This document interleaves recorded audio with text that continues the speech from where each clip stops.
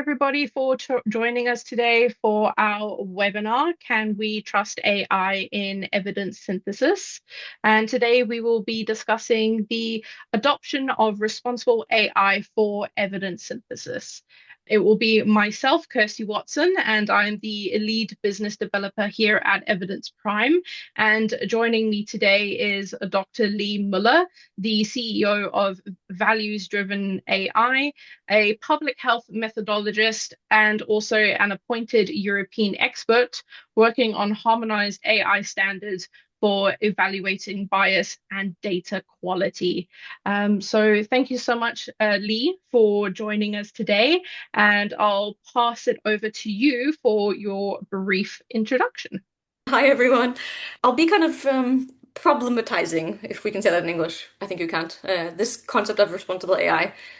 I got into AI, specifically machine learning, during the COVID pandemic, 100% thanks to maybe some people on this call, um, specifically James Thomas at the Epicenter, and my manager at the time, Rigmor Berg at the Norwegian Institute of Public Health. So I spent a few years from 2020 really intensely building AI training programs and research, and then eventually kind of building AI training programs in local government. And I got into AI ethics and kind of responsible AI after I was working at AI product. I was an AI product manager for a big tech company that worked across the Nordic countries. I started to get a little bit kind of uncomfortable with this huge knowledge gap, like skills gap we had. We were selling AI products primarily to the public sector. And we had AI engineers, we had developers, really good developers, we had designers, we had people like me working in AI governance, and then we had our clients who just needed to do their jobs, the really important public jobs, and just needed to use whatever tool they could get their hands on, kind of. And I think there might be some similarities between that kind of mandate to give good public services and evidence synthesis, which is also, I mean, I guess we're all here playing the roles we play because we want to impact public policy for the best. So that's how I got into AI really quickly. This is what I do right now that's AI related. Maybe the left-hand side is kind of the more financial stuff. I run my own company called Values Driven AI, and I work a lot on the European standards or standards that will be harmonized with the EU AI Act. And then I also have a small research position at the Norwegian Institute, University of Science and Technology. I have some civil society things, writing some books, which is fun, and I put these on just kind of so that people can see how I approach AI. I'm not a programmer. I'm not kind of a technical person, although I do work a lot with data quality and bias, evaluation of bias. But I definitely have like a more socio-technical perspective. Yeah. And let me know if you have any questions about that. So, like I said, I want to get into kind of the trickiness of this term responsible AI. And we have kind of an hour, right, total. So hopefully I'll say at least a few kind of interesting, provocative things for Kirsty to pick up. When I started in AI 6 years ago, I think I was kind of disliked because I was really working on something that was really changing kind of ways of working without really doing a good job of like communicating why we were doing these changes and what was in it for other people. And I almost missed this resistance kind of because I don't see the same freedom today. Um, we I called this slide kind of high profile failures, and I realize maybe I'm kind of in my little AI governance bubble and I'm very sensitive to kind of when these things get pushed in the media. I had kind of like a sense of Schadenfreude when some of these really big consulting companies were caught out for using generative AI to write their reports, right? This happened to Deloitte twice. I think once for the Canadian client, once with an Australian client, and both of them were kind of government clients. It's happened to KPMG, Ernst& Young, one other big one at least. And here I say, using generative AI, and that's indicated by text that's just false, right? Text that humans would not have written themselves. Like you wouldn't make stuff up if you're getting paid by a client. But it hits a little bit differently maybe when it's actual kind of research, maybe particularly health and welfare research or reviews. Conferences are reporting getting submissions that are AI generated. Journals are getting peer reviews that are AI generated. I have to say I'm at the point where I'm getting a bit tired of emails that also kind of really clearly came from ChatGPT. And unfortunately, manuscripts themselves are starting to include false citations. This was an analysis from, I think, it must have been published this year.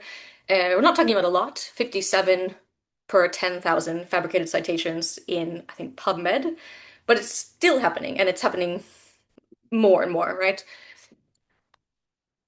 one outcome, I mean, it's one thing if, okay, fine, people are, using a generative AI tool to make a review or to write a funding application or whatever. That's one thing. But the one outcome we probably want to avoid is evidence that this is actually leading to poor policy, right? Again, I assume that we do what we do to kind of contribute to the best possible policy.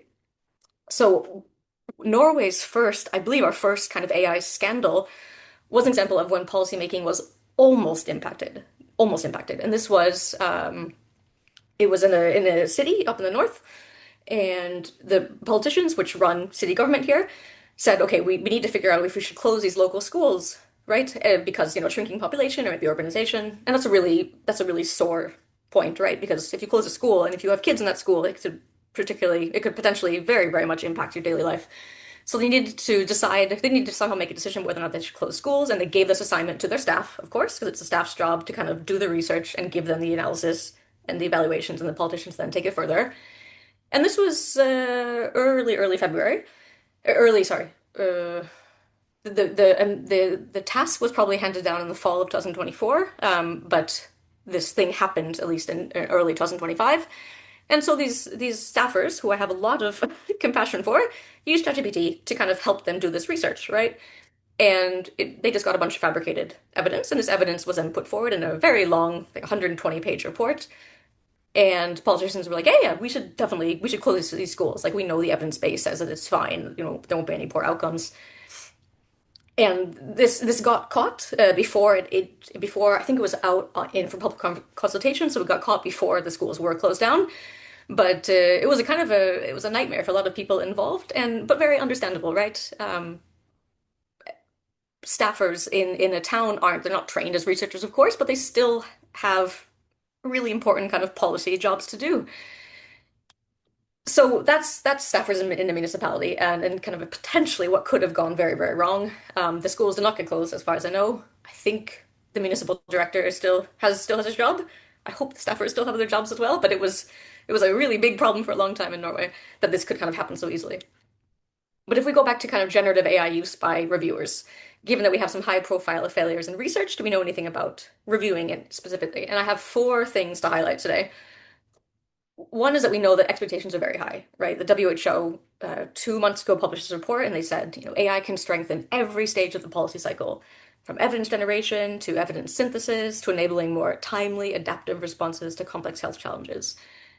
Cochrane Evidence Synthesis and Methods, they had the first sentence of their introduction to a special issue, in which I and some colleagues, maybe on this call, had a paper published. They wrote, AI promises to transform evidence synthesis. And Systematic Review had also had an article last year. Same kind of sentence, first thing. Artificial intelligence is transforming systematic reviews in health research. And I think that we have such high expectations. Then we have people kind of telling us to be a little bit careful. And this was Rupar Sikar, I think maybe a few weeks ago. No, last month, saying like, no, we all expect that things are going to be transformed, but maybe we can't fully automate this yet. So I think there are expectations in both, maybe not in both directions, but there are expectations that are then kind of triggering contra expectations.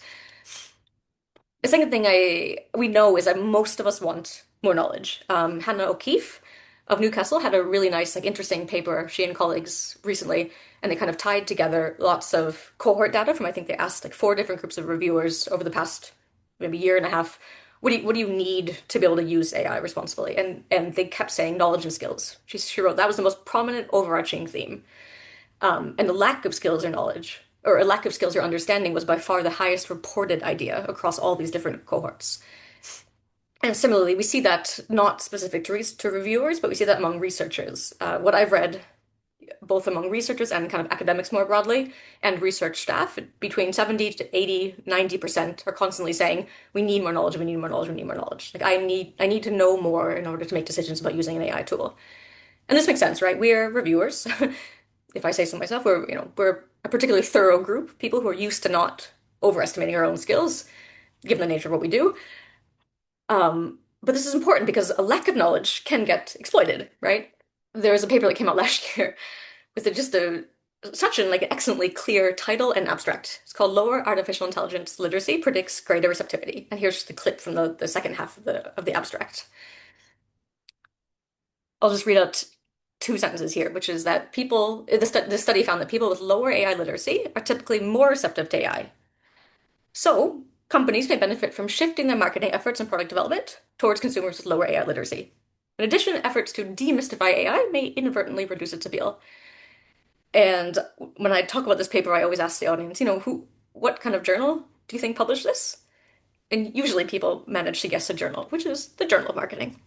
So, not all companies are like this. Not all companies will exploit lack of AI knowledge. Maybe I forgot to say at the beginning that about half of my clients are AI providers, of which Evidence Prime is not one, and then about half are research and NGOs and other public institutions who are using AI and implementing AI governance. So not all AI providers, of course, not all companies, but I think some companies. So really it behooves us to kind of know some level of what we're talking about. The third thing I want to highlight that I think we know about AI, and now I don't have any numbers from reviewers, but I have numbers from researchers and academic staff, is I think there's some ambivalence and concealment. So if say we assume that 80% of us, just like researchers, say we not want more knowledge, and yet 90% of us, as researchers, are using generative AI for work activities. But a third are feeling guilty about doing so. And here I'm using the term either large language model or Gen AI according to what the study said. But so a third of us are feeling guilty about using an LLM. 17% of us are feeling so guilty about an LLM that we almost don't use any. That's kind of an interesting. This is a study by Diane Veselo from the University of Malta, where I think she did this kind of interesting cluster analysis. 57% of us would be very unhappy if a peer reviewer used generative AI to help write review on our manuscript. But 30% of us are using LM to help us conduct a peer review, someone else's peer review. And I'll show the citations later, but two authors who looked at, I think, about 100,000 studies published in PubMed, I believe, they claim that 25% of authors are not disclosing that they've used an LLM in a submitted manuscript. So people are definitely, some people are not wanting to say that they're using AI, and anecdotally, from my own work getting brought into companies and getting brought into research institutes, there's also a lot of people who don't feel comfortable saying that they don't want to use AI. And that's a bit worrying. I was just on a webinar or a podcast or something last week and was talking about kind of like a queer perspective to AI and talking about bias in specifically in AI used in market research. And the people there were kind of had to rush to say, oh, but we're not AI negative. And this idea of like not being AI negative is, I think, is maybe one side of kind of the concealment coin. So there's just something about it'd be interesting to hear kind of from people in the questions or answers or in the chats about whether or not this is similar in your research institute, or maybe this is just a product of where I've been brought in. I mentioned this researcher, Diane Vassallo from the University of Malta, and she has this really interesting idea about AI developments happening so fast, so fast, and then policies happening slower and kind of policies may address some part of some part of an AI development, and maybe not address others. Maybe they age and have to be replaced. Maybe they get canceled. So AI developments are happening so fast. Policies are coming in slower and maybe not covering everything. And she says, and the gap is that researchers are having to make decisions about responsible AI without having norms to lead on, without having kind of ethical AI norms. And she writes this potential disconnect between institutional frameworks and individual experiences is where academics are finding themselves navigating conflicting demands.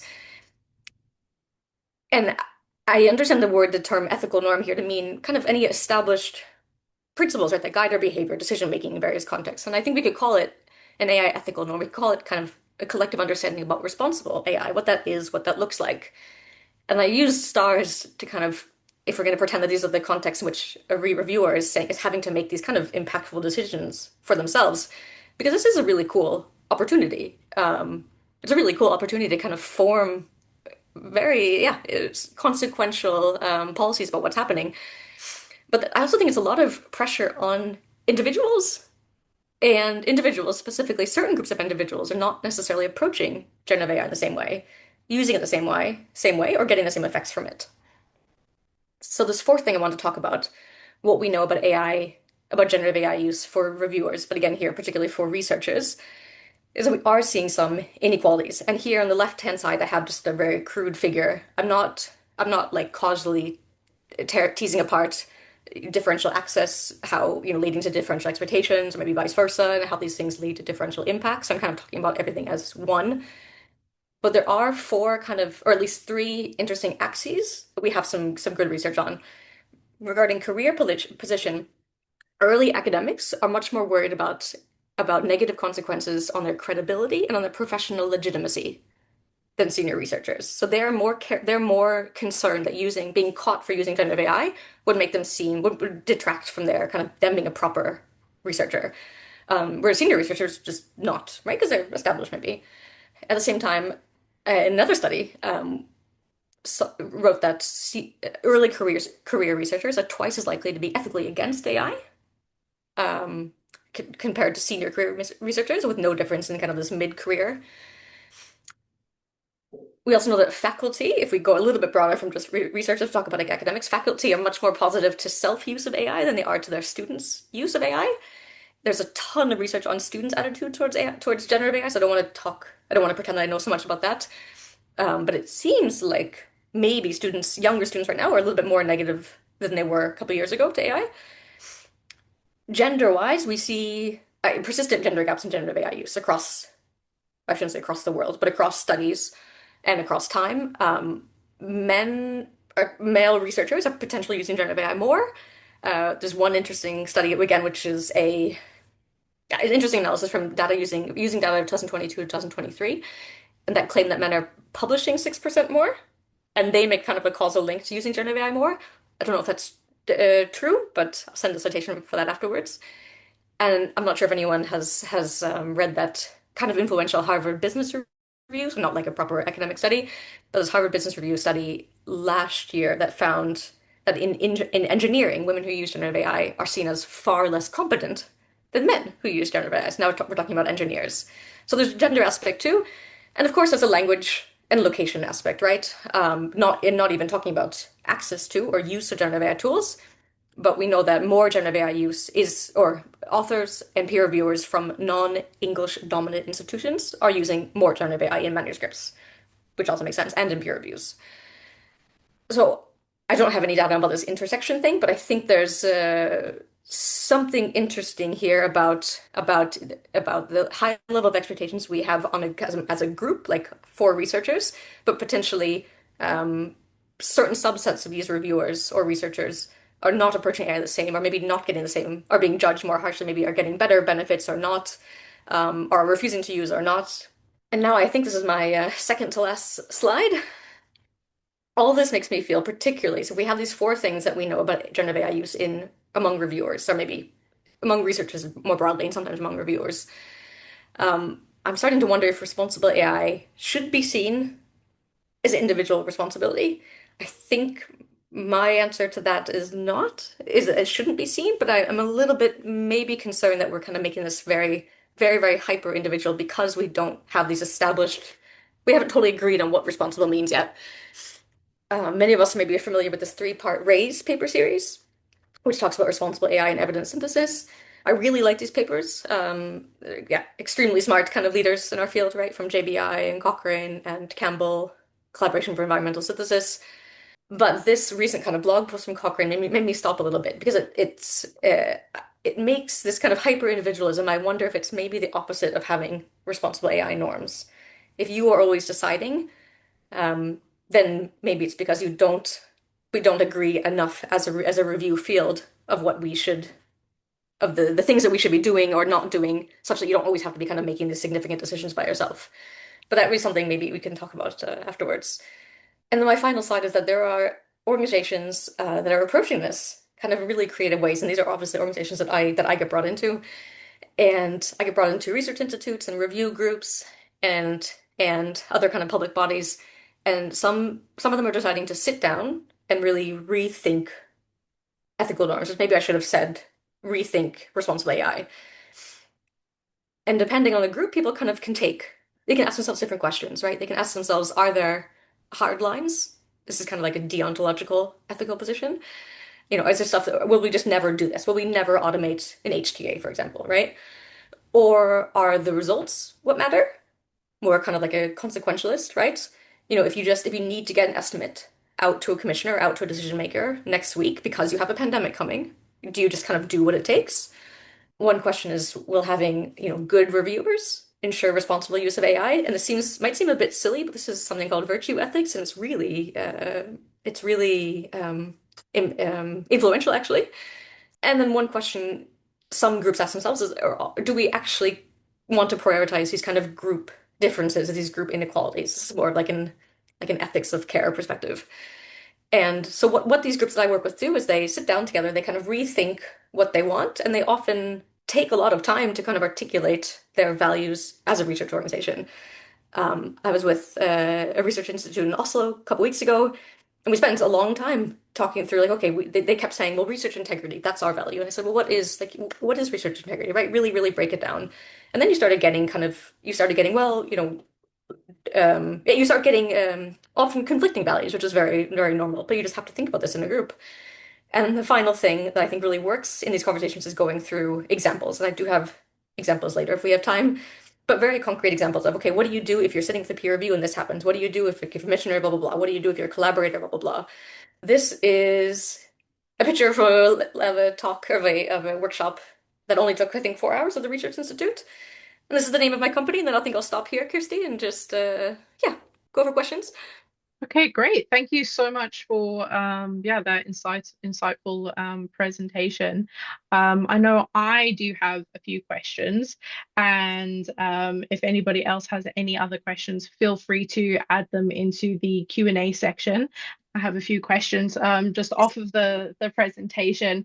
From your experience, what would you say is the most dangerous way to make use of AI? Is it making use of poor AI tools, or is it making use of AI tools poorly? Hmm, that's a good question. Um, is it poor? What was the two options? Is it poor use of AI or is it making use of AI tools poorly? Yeah, so if can you say blame an AI tool to say, well, it was hallucinating and Yeah, therefore yeah. that was the issue, or is the issue that these AI tools are being used incorrectly? Mm. Yeah, I mean, tools being used incorrectly, of course, that's an issue, but that kind of shifts the blame from the tool to the user, which is what it Mm, seems as kind of like this hyper individualization, kind of like user-oriented focus. So I would say the a dangerous thing to do with AI is if you don't totally know. No, okay, I think if you expect a miracle or something magic from AI, that I think you're going to dangerous territory because that's when we think we can snap our fingers and get a good report for a commissioner. So I think mhm, if you expect something that we can't do right now, then I think you're gonna just open yourself up to be kind of caught with your pants down. mhm, Yeah, mhm. that's kind of a So it's a boring bit answer, of but I guess it's a bit of both to uh, as well. It's difficult for if you're not a developer of these tools to fully know what goes into these AI tools, and sometimes it mm, can look like magic that you click your fingers and mm, an image is generated of a puppy baking a cake, or yeah, right. your whole report is Mm, created for you. So yeah, I think it's important for users to the extent that they can know what's happening. But again, if you're not a developer, you'll never know exactly how the sausage is being made in the yeah. background. And I I mean, guess that, sorry, you can go ahead. sorry, the latest raise guideline that was specifically about was about how to select and evaluate a tool, right?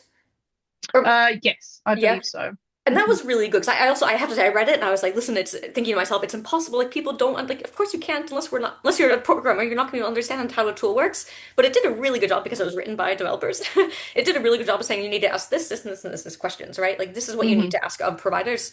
And then I mean, providers can deal with that, right? There are lots of providers like the ones I work for and like Evidence Prime who build in this kind of build this kind of transparency, this kind of accountability. mhm, mhm, So I think, yeah, you're probably right that I think there is a lot of we have to put the pressure on providers to kind of give us the whatever we need to be equipped to make decisions we need to make.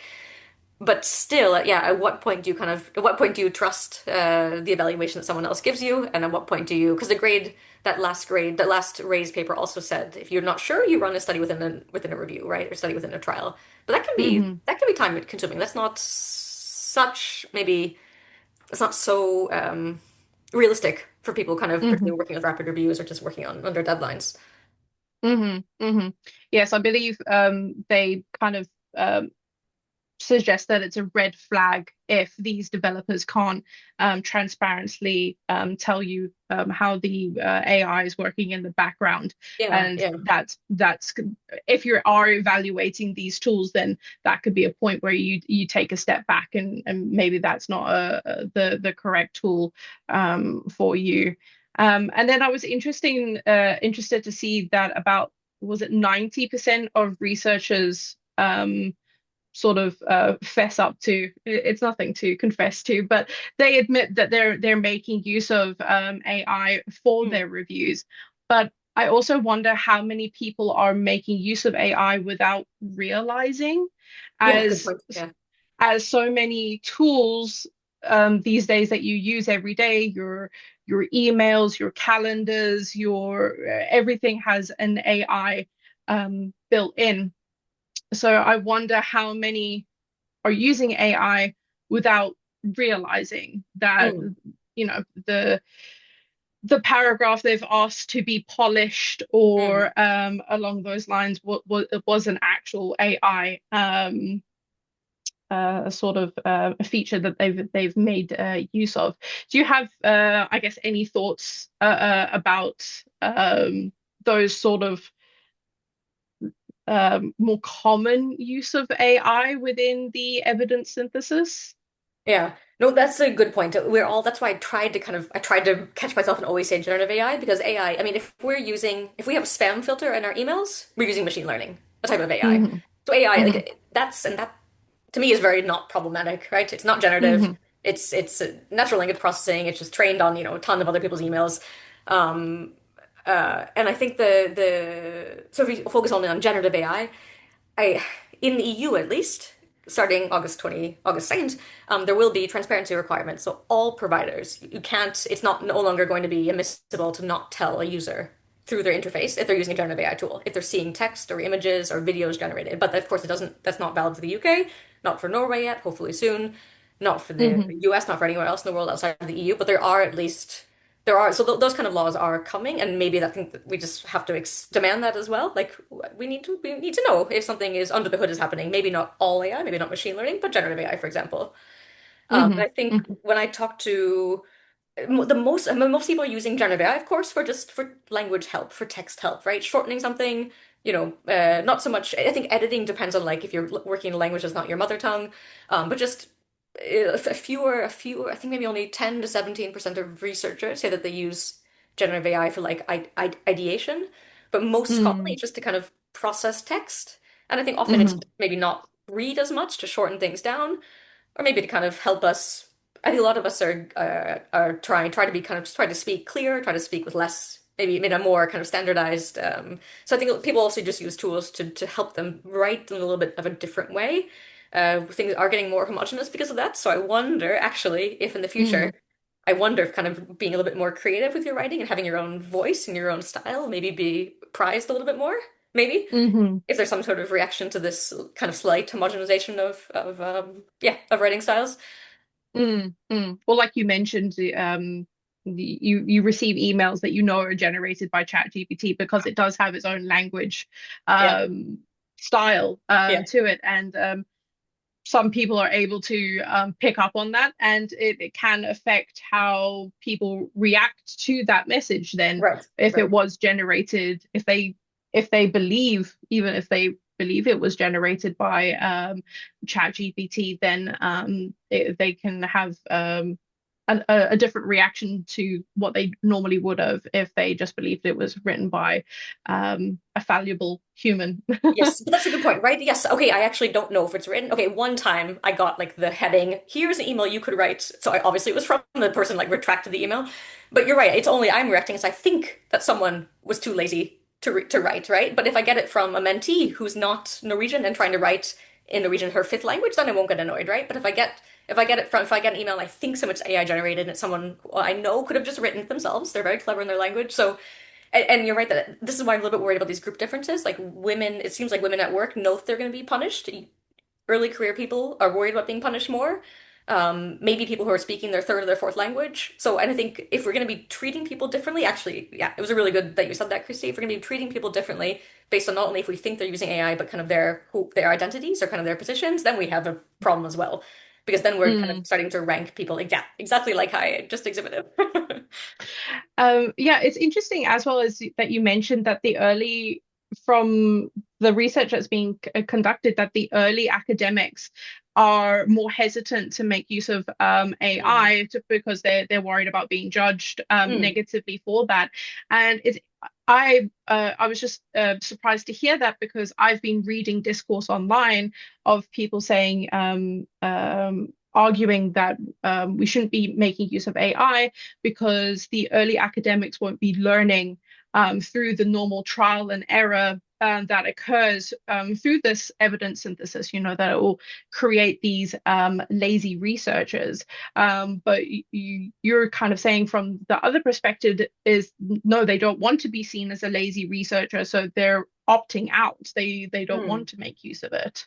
Yeah, I mean, this is one study, but it was really nice. This Diana Bassolo study, and the early career researchers are much more worried because I think they're much. She said that they're much more worried about needing to prove that they were legitimate, right? They had to prove that they were proper researchers who could have like new thoughts, novel thoughts, Mm, could do the analysis. So they felt like they had more to lose if someone thought that they couldn't do those things. Whereas the senior mm, researchers interviewed were like, listen, I'm a professor. Like, whatever. I know, like, everyone knows I can do this stuff. It's fine. So it's also kind of where you like the precariousness of your career, maybe, or maybe, having only a 1 year contract for a review organization. Maybe that also mm, impacts you, right? Versus if you're the head of Cochrane, you're fine, right? So but yeah, this is just one study, and I don't think that people are so homogenous, right? So maybe it was just mm. just one It, study's it findings. could. Yeah, Mm.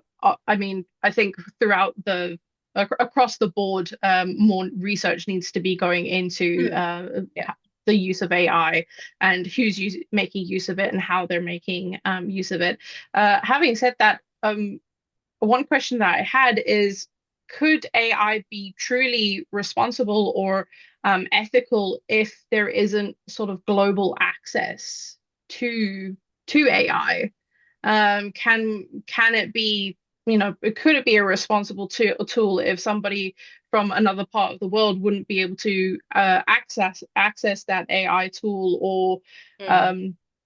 um, some parts of the world there's blocks on certain software that they just won't be able to make use of. Um, so I guess I just wanted to get your thoughts on Yeah. that as No, well. that's a really good point. When I ran the first like AI machine learning team at the Norwegian Institute of Public Health way back when, and we talked about that because we had a like implementation lead who had done a lot of work in kind of the global south, and she was constantly saying like, look, if we're using these tools, which for us save time, machine learning, not generative AI, kind of relatively simple machine learning tools. She's like, if we're using these tools to save a lot of time, then is there going to be any like what are under-resourced review situations going to be doing? So now if Mm, we can get a review done in 3 weeks, what is it gonna say for the rest of the world who doesn't have access to the software, this nice software that we had? So hmm yeah, I think inequality of access is important, but I also would kind of avoid answering your question by saying I think I don't feel like we have decided as a field of reviewers what ethical and responsible means yet. That's what I think hmm maybe might be a bit local, maybe might take some kind of collective reckoning. But I don't hmm know if so. Yeah, and that I think is what I encourage actually research groups to sit down and think about, and maybe because I think you were operationalizing it as there has to be some level of equality of access in order for it to be okay, right? hmm Yeah, and hmm that makes a lot of sense for kind of like a big organization or like a global organization or a global kind of working company. Like I've been trying to be thinking about like access it has to be a priority.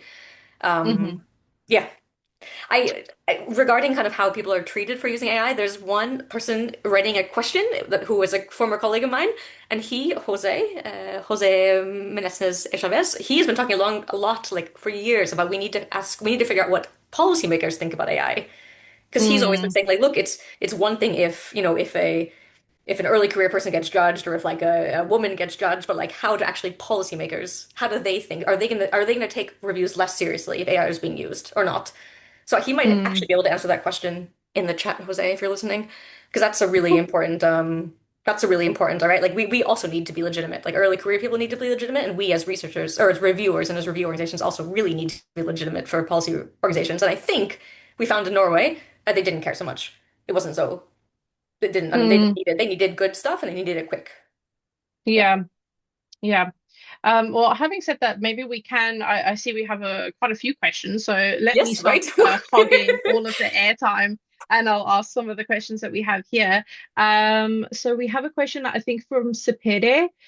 Thank you for the presentation. I've always been concerned about accountable use of AI, and based on my experience, I believe that organizations slash institutions have SOPs and guidelines about almost everything, but it seems that there needs to be guidelines, rules, and instructions on how staff can use AI and if AI platforms are helpful to provide them with support for. Um, yeah, definitely. I believe, you know, as we kind of mentioned, people are making use of AI, whether either intentionally or not intentionally. And I think it is partly up to sort of these organizations and institutions to have their own internal, Yeah. best use practice um, to guide their staff members and their researchers to protect not only the organization but also to protect their staff and their academics as well.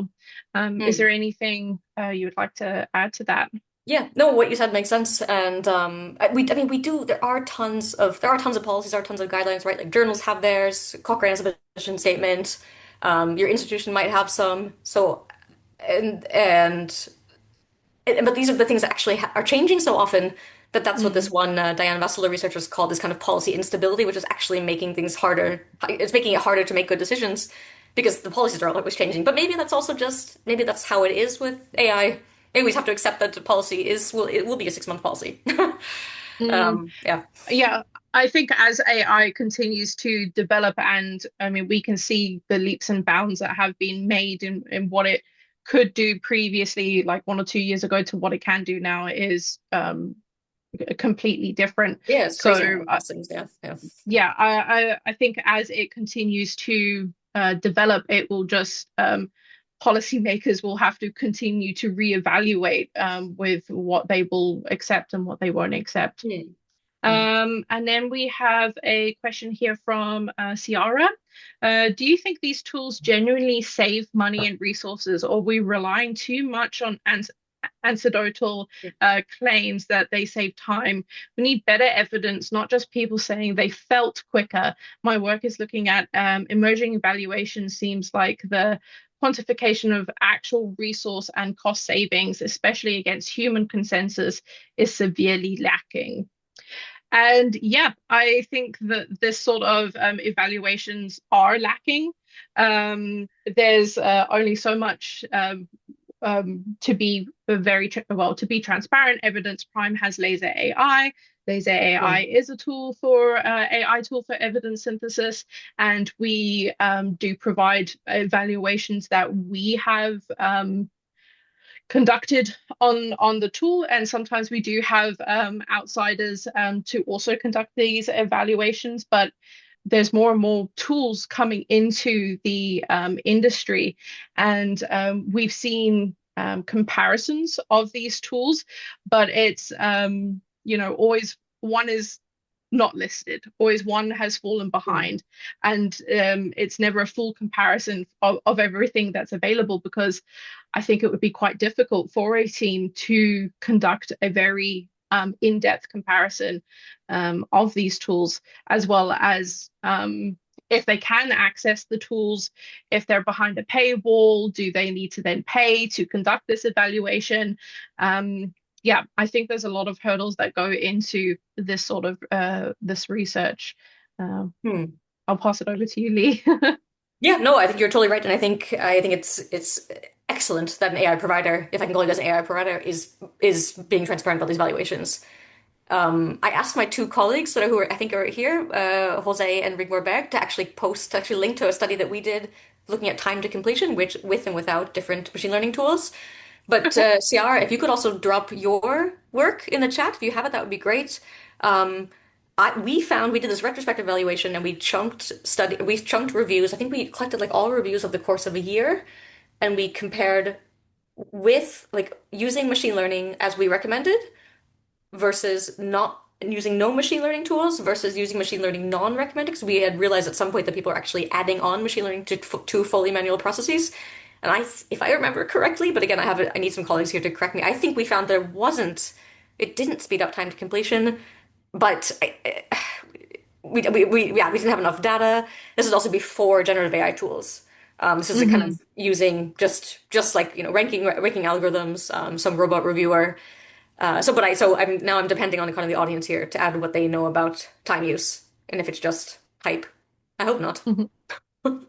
Uh, I very much hope not. yeah, if you have any links to research that you would like to share, you can add it into the chat. It may go straight to us, the hosts, but then I'll be able to share it with Okay, okay. everybody. Brilliant. So if you'd like to do that, that would be great. And then from your colleague Jose, how should researchers and organizations report on the use of AI when they use tools like Elicit or Laser? Who is in charge of reporting the technical details needed for such a complete and transparent use of AI? Hmm. So I can answer according to the EU AI Act, which says it's the provider that's responsible, and it's the provider that's responsible for producing technical documentation in a way that's understandable by the deployer, like the organization that's using. But then again, reviewers go one step further, right? Because the RAISE guidelines said very clearly, you have to understand what you're doing. You have to be able to explain it. If you can't, so either that was really good that your point, Kirsty, like it's a red flag if your provider can't give you info, but also it's a red flag if you're not able to kind of repeat what you did. So Hmm. the legal answer in the EU AI Act, it's the provider. But then I think on the ground, that documentation has to be digestible. It has to be kind of to some extent repeatable by the actual reviewer using. Hmm. Hmm. Yeah, definitely. So it's no longer, I guess, good enough just to list the tools that were used. You do then have to provide the technical documentation. Yeah, and isn't this? I think that one of the raised papers said like the more decision making or like the more consequential your use of an AI of a generative AI tool had on the potentially had on the results, the more kind of thorough you had to be. Something like that, which Mm, kind of would make sense as well, right? If you're using a ranking algorithm and you're screening everything anyway. I don't know hmm. why it would matter to be so specific about the technical details, but if you use a ranking algorithm and you're stopping screening, maybe that's a bit more important. Hmm. Kind of be Hmm. specific about. Yeah. And then we have a question from Susan as what is the best practice? And I think you can correct me if I'm wrongly, is no one knows yet. Hmm. We're all working on it together and having discussions exactly like this to try and figure out exactly what those best practices are. But at the end of the day, with the policymakers, what could be the best practice in Norway might not be the best practice in the Hmm. UK, might not be the best practice in the US. So I think that it's something that is developing and may continue to develop for a very long time. Yeah, that was a great answer. And I mean, Susan, I think maybe in the re review world, we're used to having kind of very like very like high level best practices, and maybe we don't have that with AI because maybe it has to be a little bit more local, maybe it has to be a little bit more ground up, maybe it has to be more contextual. Which I think that's exactly where we're in, like you said, Kirsty. I think that's where we're at. We're figuring out what works for us, and maybe there's not going to be a global what works. Maybe it will be a very contextual what works based on who we're talking to and what we're doing and what the stakes are. Hmm. And then I think again from Ciara's questions, for example, a Mm. tool may reduce the number of abstract screens, yet still require extra time for setup, prompt development, validation, rechecking, conflict resolution, senior methodological oversight. In that situation, the work has not disappeared. Some of it has been simply moved, and it may take longer in some cases. Yeah, as our tool Laser AI, as I mentioned, does assist with evidence synthesis, but there is definitely a cost to startup of learning any new tool. And I guess it is a way of pros and cons of once this is set up and once team members are happy to work with the tool, then the time reduction will take place and therefore cost reduction and that sort of Mm. knock-on effect. But there is always an initial setup time and learning curve when it comes to these new tools. Yeah, we definitely saw that at the Norwegian Institute of Public Health when we started this first AI team. But that there was for almost a year, I think, there was a sunk cost, like investment cost. Like my team was training people, and then the people had to get comfortable with using. And these were non-generative AI, just machine learning tools. So there was absolutely, yeah, a sunk cost to investment into learning and to getting comfortable and kind of being able to make a mistake and not being so scared of that. And so for sure. But these are good points, yeah. And I think again, anyone who has numbers about this, please share with the group if you don't mind. Mhm. And then a question from Imelda. Are there steps to take or any criteria to use in order to check the reliability of AI in evidence synthesis? Hmm. So I guess as we've mentioned that there are groups like Cochrane, JBI who are coming up with their sort of framework for AI use. But I don't believe you can correct me if I'm wrongly, if they've produced anything talking about the reliability of AI in Yeah, evidence synthesis. I think in the second paper, so there's these three papers in the Raise series, right? The second paper was about AI development, maybe evaluation. So maybe not selection, was about development evaluation. Then I think I'm like picturing a table in my head. I think they did have a column for reliability statistics, which meant just getting the Okay. same, more or less the same thing out of a tool. But that's very specific on what stage of the review you're in, of course. Mm-hmm. I think I'm just gonna, Imelda, I'm gonna send you back to these Raise, this the second Raise paper. And if anyone Mm-hmm. here knows more about it, please feel free to correct me here. But I think they did suggest some reliability metrics specific to the review stage, yeah. Hmm. Mm-hmm. Mm-hmm. And then Susan says, I used Grammarly and ChatGPT AI to format and restructure some of the text. I used Grammarly to identify how much AI was noted in the paper. Then it asked if I wanted to use AI to fix it. Seems ironic. Um, Yeah. yeah, definitely. As well, I believe with some of these AI checkers, because more generative AI was trained on existing media and things like that, it can flag well-known original pieces of work as Hmm. AI because Hmm. it's just been Yeah, right. absorbed into the AI. Yeah. Yeah. Um, so yeah, the AI checkers are their own beast as well. Yeah. Yeah, they are. And then Tamara asks, can't we train LLMs on a certain author's style? Ooh, this is a good question, Tamara. Like you can fine tune a model, right? You can take an Hmm. LLM and you can give it a ton more material on a specific topic. So it's kind of Hmm. like, before we had LLMs, we had normal language models that were topic specific that wouldn't necessarily be able to generate text, but that could really handle a lot of tech. We had a biomedical machine model, right? Or we had, yeah, like a financial model or whatever. Probably not that one. We had a lot of different biomedical language models. So now we have large language models, and sometimes, and you can either make, yeah, one technique you can use to kind of get them to be more correct, or you get them to do something more specifically, is you can fine tune them. So you could, if that's what you mean, you could, yes, fine tune it to be specific to a certain author. But I think when most people prompt a chatbot, they think that they're fine tuning, but they're really not. So if you're saying to Copilot, make my style professional, or make it as if it was written by Cochrane's like communication specialist, that's not fine tuning. That you're not teaching that model to do anything. You're just kind of giving it a prompt, and it's going to be responding to you according to those words that you gave it. So the question is like, yes, you can definitely fine tune to be more like yourself, but I don't think any of us probably would ever have the capacity to fine tune our own language model to then reflect our own writing style. If that's what you, but let me know if that's not really what you meant. Because I like, it's a good question though, because I think I think that large language model providers have an interest in kind of us being a little bit confused about what the difference is between like fine tuning and just prompting, and there's a pretty big difference. Hmm.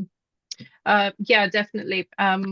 Yeah, but AI models can be, I guess, reined in and harnessed to perform very specific tasks. So they don't have to be as all-encompassing and have access to, all of the information on the internet as they do now. So they can be customized to best suit your needs. But yeah, to copy a language style would be interesting to see. Mm. And then Carol asks, we can assume that the poor use of AI can be harmful. So is there Mm. a standard that we can use in evidence synthesis to make the use of AI useful? Yeah, if you're thinking about standard like an ISO standard, those kind of standards, I don't think they exist. So standards are usually voluntary. They're for organizations or often industry to follow. I don't think that exists. That's a very good idea, actually. But if you're talking about the word standard more broadly, as in what's like the best practice, then I point you back to these raised papers because they're really good. They're really, really good. These three sets of papers by Cochrane, JBI, Campbell, and the Collaboration for Environmental Synthesis. But again, standard also, like I sit on the European kind of a standardization committee to work on these harmonized standards. It's an extremely slow process. A lot of experts, very diverse experts, and we have to meet and we have to come to consensus about every single thing. So the idea of a standard is like things that the field really agrees on, and that is very hard. I don't think we're there yet, but maybe we are there. Maybe we will be there next month when the review as a field decides, when the review field as like a body decides this is what we want and not want, and this is how we operationalize things. But to me, that really requires like that requires a lot of agreement, a lot of people being on the same page and really deciding this is the state of the art of I forget the word you used, useful, right? But I think we have to say what we want in order for those things to be developed. And then Rick Moore R said, "Thank you for the engaging presentation. You cited quite a few studies in your presentation, which I like. I was in a meeting yesterday where a professor said that 90% of AI-focused research is a waste of time. What are your thoughts on that claim?" You have to please tell me who this is. Rigmore, please. That would be really interesting. No, I think, yeah, no, I don't know. I don't know. I mean, AI focused research on AI. I don't know. I mean, we're in a hype cycle, right? To use kind of this like technological term that, another big consulting company made, Gartner. We are at a, we are at a hype. That doesn't mean that everything will have to be thrown out, but I'm sure there's lots of things that are happening that don't need to be happening right now, for sure. And because I think it's a bit fun right now. Not fun. I mean, I think there's questions coming in. Lots of people are very aware of harms, and lots of people maybe aren't don't think about that so much. Really think about what they could gain and what they could benefit and how much faster they could go. And there's also something about the pricing. For most of us, up until relatively recently, we haven't had a consumption-based pricing. We've been able to play around with these large language models for relatively cheaply, and that will go away. That is going away soon. So then maybe we might see you might see more people saying like, look, we don't need to be spending our time on this. Yeah, I think as well, just because AI is such a beast and it is growing, I think it would be dangerous just to kind of throw our hands up and say, well, we don't know what to do, and research in this would be a waste of time. Yeah, If we don't pay attention, then we'll never know what could sort of spring up next. So I think it's important to keep our finger on the pulse when it comes to AI in obviously the use of evidence synthesis. yeah. We have 3 minutes left, Three so let minutes. me see if we can get through some more questions. Alison says, "Thank you so much for your valuable insight, Dr. Muller. It seems like performance standards for these tools are still emerging. Do you have any thoughts on how we should judge good enough performance of an AI tool for evidence synthesis? We know that human reviewers can also make mistakes, and when we're comparing tools to human reference standards, how can we think about assessing tool performance and when it comes to performance well enough for routine use?" Oh, such a good question, Elson. Such a good question. So yes, you're totally right that I think we compare things to ourselves, and we kind of forget that ourselves isn't necessarily the gold standard. It's just the best we've had so far. Um, so what do we do about that? I think we have to be first. It takes some we have to be willing to recognize that ourselves might not be the gold standard, right? A human might be missing something, and once we're willing to kind of recognize that, we can quantify it, and then we have something to compare ourselves against. But it can be kind of a bitter pill to swallow to think, well, the two humans doing something blindly, that should be the best. And we can actually say, well, actually, no, we can have more better recall if we have a screening algorithm. Um, yeah, so I think that no, that's a really good point, but it's kind of a message. It has to be baked into the messaging, right? We're not the point of if you use any kind of tool, the point isn't necessarily to compare it against two humans. The point is to do the thing better, how we define the thing, how we define that, right? Hmm. Hmm. And then Tamara also brings up a good point about what about the environmental harms of using AI? Oof.